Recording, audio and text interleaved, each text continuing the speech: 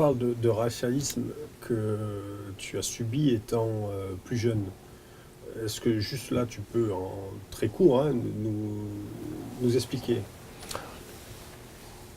Je peux vous donner un exemple, par exemple, pour l'année de mon bac, j'ai passé un bac scientifique, j'ai eu un prof de maths qui a décrété, au bout d'un mois de cours, que j'étais mauvais en maths. Ce qui n'avait jamais été le cas tout le temps. Dans toute ma scolarité, je n'ai jamais été mauvais en maths, mais lui, il avait décrété, sans me connaître finalement, que j'étais mauvais en maths et que j'étais pas à ma place dans sa classe.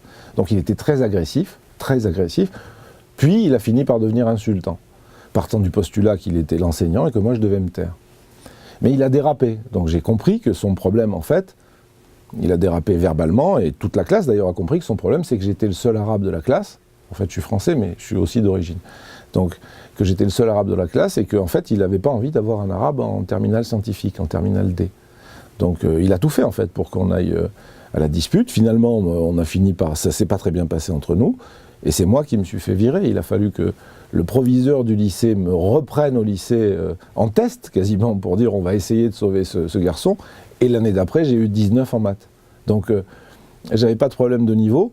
En revanche, depuis lors, je ne vais pas donner son nom, il est décédé depuis en plus, mais depuis lors, effectivement, il y a plein de gens qui m'avaient dit après, oui, effectivement, il a un gros problème avec les gens d'origine nord-africaine.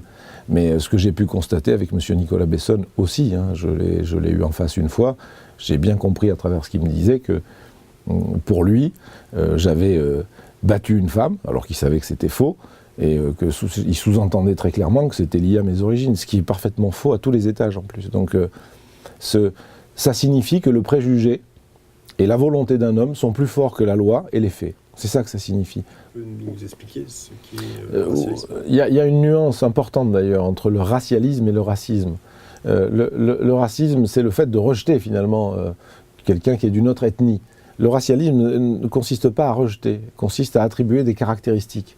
Donc, préalablement, c'est-à-dire je ne connais pas la personne, mais s'il est arabe, a priori, il doit être violent avec les femmes, ou misogyne, et puis, a priori, il doit être un peu voleur, quand même, et peut-être même dealer, on ne sait jamais, voilà.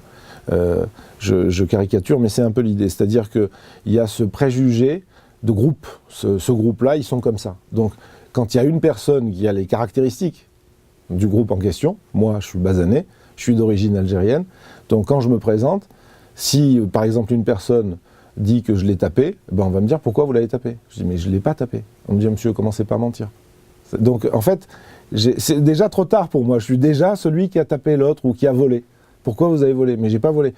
Ne commencez pas à mentir. Donc le préjugé, c'est un pas en avant, on est déjà dans la culpabilité. Le racialisme, c'est ça, c'est de dire, ben ceux-là ils volent des autoradios, ils dealent du shit, ils tapent leur sœur, voilà. Et c'est ce qu'on m'a collé. Alors que c'est inexact, donc il suffisait de vérifier finalement. Voilà de quoi je parle quand je parle de racialisme, c'est-à-dire d'avoir, pas nécessairement un a priori négatif, mais d'attribuer un certain nombre de caractéristiques à des individus en fonction de leurs origines ethniques ou socio-ethniques d'ailleurs. Voilà. Merci Lazare.